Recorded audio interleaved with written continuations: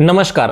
काल महाराष्ट्रात विधानसभा निवडणुकांचे निकाल लागले आणि त्या निकालामुळे दोन नेत्यांना खूप मोठा धक्का बसला। एक म्हणजे शरद पवार आणि दुसरे म्हणजे मनोज जरांगे पाटील। खरं तर काही महिन्यांपूर्वी महाराष्ट्रात लोकसभेच्या निवडणुका झाल्या होत्या। त्या निवडणुकांमध्ये महाविकास आघाडीला महाराष्ट्रात मोठं यश मिळालं होतं। 48 पैकी जवळजवळ 31 जागांवर महाविकास आघाडीचा विजय झाला होता आणि त्या विजयाचं मोठं कारण म्हणजे महाराष्ट्रातले दोन फॅक्टर, एक म्हणजे पवार फॅक्टर आणि दुसरे म्हणजे जरांगे फॅक्टर। आता 6 महिन्यांनी त्याच महाराष्ट्रात याच महाविकास आघाडीचा दारुण पराभव झालाय आणि त्याचंही कारण दोनच फॅक्टर मानले जात आहेत, ते म्हणजे पवार फॅक्टर आणि जरांगे फॅक्टर। त्यामुळे विधानसभेच्या निवडणुकीत पवार फॅक्टर आणि जरांगे फॅक्टर कुठेतरी संपुष्टात आलाय का, अपयशी ठरलाय का, एवढंच नाही तर संपूर्णपणे नेस्तनाबूत झालाय का, अशा प्रकारच्या चर्चा सध्या महाराष्ट्रात चालू आहेत। लोकसभेच्या निवडणुकीत ज्या शरद पवारांनी 48 पैकी चक्क आपल्या स्वतःच्या पक्षाचे 8 खासदार निवडून आणले होते, त्याच शरद पवारांना याच विधानसभेच्या निवडणुकीत 288 पैकी फक्त 10च आमदार निवडून आणता आले। त्यामुळे आता हे दोन्हीही फॅक्टर, पवार फॅक्टर आणि जरांगे फॅक्टर कुठेतरी धोक्यात आहेत का, अशी चर्चा सध्या महाराष्ट्रात चालू आहे। खरं तर या दोघांच्याही हरण्याचं सगळ्यात मोठं कारण म्हणजे यांनी मागच्या काही महिन्यात महाराष्ट्रात काही मुद्द्यांना महत्त्व दिलं आणि ते मुद्दे या विधानसभाच्या निवडणुकीत प्रभावी ठरले नाही। त्यामध्ये प्रामुख्यानं यांनी हिंदुत्वाच्या मुद्द्यापेक्षा मराठा ओबीसी वादाला जास्त महत्त्व दिलं। लोकसभेत एका वादावर आपला विजय झाला, तसाच विजय विधानसभेतही होईल असा भ्रम या दोघांनी आपल्या मनात बाळगला आणि त्यामुळे कदाचित यांचा मोठा पराभव झाला।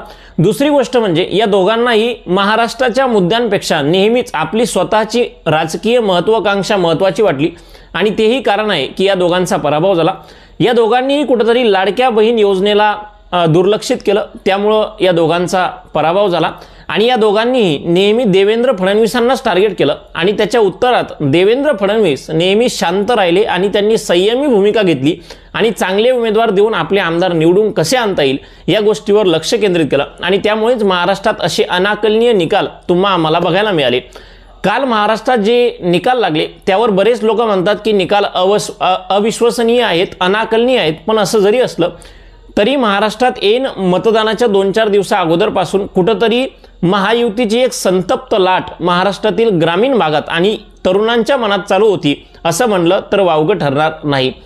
आजच्या व्हिडिओमध्ये याच्या व्यतिरिक्त तुम्हाला असे मी 7 प्रमुख मुद्दे सांगणार आहेत ज्यामध्ये मनोज जरांगे पाटील आणि शरद पवार अपयशी ठरले आणि त्यामुळेच आज त्यांच्या नशिबी महाराष्ट्रात खूप मोठी हार आली। ओबीसी समाज असो की मराठा समाज असो, या दोनही समाजांनी या निवडणुकीत मराठा ओबीसी वादावर अत्यंत कमी प्रमाणात मतदान केलं। हेच या निवडणुकीचा निकाल सांगतोय। आजच्या व्हिडिओमध्ये तुम्हाला 7 प्रमुख मुद्दे सांगणार आहेत। माझे मुद्दे जर तुम्हाला पटले तर मला कमेंट बॉक्समध्ये नक्की सांगा। त्याच्या व्यतिरिक्त तुमचा एखादा नवीन मुद्दा असेल तोही कमेंट बॉक्समध्ये नक्की टाका। हा व्हिडिओ शेवटपर्यंत बघा। मी तुम्हाला नक्की महाराष्ट्राच्या विधानसभा निवडणुकीत महाविकास आघाडीचं गणित कुठं चुकलं, त्यामुळे आज त्यांना इतका मोठा पराभव स्वीकारावा लागलाय याचं संपूर्ण गणित सांगणार आहे। तत्पूर्वी नमस्कार, मी वैभव सांगळे आणि माझ्या यूट्यूब चॅनलवर तुम्हा सगळ्यांचं खूप खूप स्वागत आहे। पहिल्यांदा आले असाल चॅनलला सबस्क्राइब करा, लाईक करा, शेअर करा, साईडला दिलेली घंटा दाबायला विसरू नका, जेणेकरून माझा येणारा प्रत्येक व्हिडिओ सगळ्यात पहिले तुमच्या मोबाईलवर येईल। कुठल्याही प्रकारचा वेळ वाया न घालवता सुरुवात करूयात आजच्या व्हिडिओची। महाराष्ट्र त्यात झालेल्या विधानसभेच्या निवडणुका। महाराष्ट्रात झालेल्या विधानसभेच्या निवडणुकीत महायुतीला चक्क 230 जागा मिळाल्या आणि महाविकास आघाडीला 50ही गाठता आली नाही, फक्त 46 जागा मिळाल्या। त्यातल्या त्यात शरद पवारांच्या राष्ट्रवादीला तर फक्त 10 जागा मिळाल्या। मनोज जरांगे पाटील आणि शरद पवारांनी जिथं सभा घेतल्या तिथं 95% त्यांचे उमेदवार हारले, निवडणुकीत पराभूत झाले, अशी चर्चा महाराष्ट्रात आहे। मग नेमकं याचं संपूर्ण गणित काय? लोकसभेत ज्या 2 फॅक्टरची चर्चा अखंड भारतात झाली, ते 2 फॅक्टर यावेळेस इतके मोठे अपयशी का ठरले त्याचे कारण आता तुमच्या समोर सांगतोय। महाराष्ट्रात पवार फॅक्टर आणि जरांगे फॅक्टर अपयशी ठरण्याचं पहिलं आणि सगळ्यात मोठं कारण म्हणजे मराठा ओबीसी वादाच्या गुरफड्यात हे दोघंही अडकून बसले। मराठा ओबीसी वाद सोडून दुसऱ्या मुद्द्यांना या दोघांनी दुर्लक्षित केलं। आम्ही म्हणू तेच लोक निवडून येतील, याला पाडा त्याला पाडा, अशा प्रकारचं गणित मनोज जरांगे पाटलांनी केलं। पण आपण असं जरी म्हणत असलो तरीही जो उमेदवार स्थानिक मतदारसंघात उभा आहे तो उमेदवार कुठेतरी जाती धर्माच्या पलीकडे जाऊनही मतदान घेऊ शकतो, हे गणित हे दोनही नेते विसरले। शरद पवारांनी असंच केलं, जिथं ओबीसी उमेदवार युतीने दिला तिथं मराठा उमेदवार टाकला, जिथं युतीनं मराठा उमेदवार दिला तिथं ओबीसी उमेदवार टाकला। जर तुम्हाला काही उदाहरणं सांगायची असतील तर परळी विधानसभा मतदारसंघ घ्या, जिथं धनंजय मुंडे ओबीसी होते तिथं मराठा उमेदवार टाकला। सिन्नर विधानसभा मतदारसंघ घ्या, जिथं माणिकराव कोकाटे मराठा होते तिथं उदय सांगणे यांना तिकीट दिलं। त्यानंतर तिसरा जर तुम्ही येवला विधानसभा मतदारसंघ घ्या आणि जिथं जिथं पवारांनी लोकसभेसारखं हे गणित लावलं तिथं तिथं पवारांचे उमेदवार पराभूत झाले। जरांगे फॅक्टर नाही या ठिकाणी चालला नाही, कारण या उमेदवारांचं जे स्थानिक वजन होतं त्यामुळे त्या उमेदवारांचा तिथं विजय झाला आणि कुठेतरी जाती धर्माच्या पलीकडे जाऊन लोकांनी मतदान केलं। या निवडणुकीतला दुसरा आणि सगळ्यात महत्त्वाचा फॅक्टर म्हणजे मनोज जरांगे पाटलांनी ऐन निवडणुकीच्या तोंडावर अनेक नेत्यांना पाडण्यासाठी घेतलेल्या सभा सर्वसामान्य माणसाला कुठेतरी आवडल्या नाही। मनोज जरांगे पाटील आपण मराठा समाजाच्या आरक्षणासाठी लढताय, कुठल्या स्पेसिफिक पक्षासाठी किंवा आघाडीसाठी लढत नाही आणि त्यामुळे जरांगे पाटलांनी जो जो प्रचार केला त्याचा कुठेतरी एक निगेटिव्ह इम्पॅक्ट सर्वसामान्य जनतेवर पडला आणि आरक्षणासाठी लढणारे जरांगे पाटील आता कुठेतरी कुठल्या पार्टीसाठी किंवा पक्षासाठी लढतंय का अशा प्रकारचा एक संभ्रम जनतेच्या मनात तयार झाला आणि त्यामुळे यावेळी जरांगेंनी जी काही पाडापाडी सांगितली ती पाडापाडी जनतेनं कुठेतरी न ऐकलेली आपल्याला दिसते। त्यामध्ये कळमनुरीतील जे काही आपले संतोष बांगर आहेत त्यांचं एक प्रमुख उदाहरण आहे। मनोज जरांगे पाटलांनी वाक्य म्हणलं होतं की संतोष बांगर जर निवडून आला तर परत मी हिंगोलीत जाणार नाही आणि तिथेही संतोष बांगर निवडून आले। त्यामुळं जरांगेंना कुठेतरी यावेळेस जनतेनं नाकारलेलं या निवडणुकीत आपल्याला बघायला मिळालं। या निवडणुकीतील तिसरा मुद्दा म्हणजे शरद पवारांनी ऐन वेळेवर आयात केलेल्या बऱ्याच उमेदवारांना तिकीट दिलं आणि त्याचाही मोठा झटका शरद पवारांना पडला।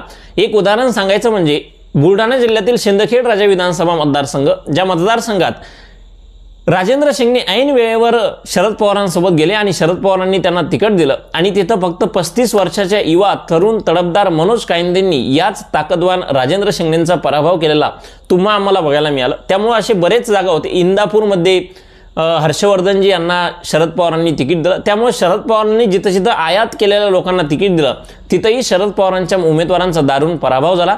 हे तिसरं कारण होतं ज्यामुळे शरद पवारांचा निवडणुकीत मोठा पराभव झाला।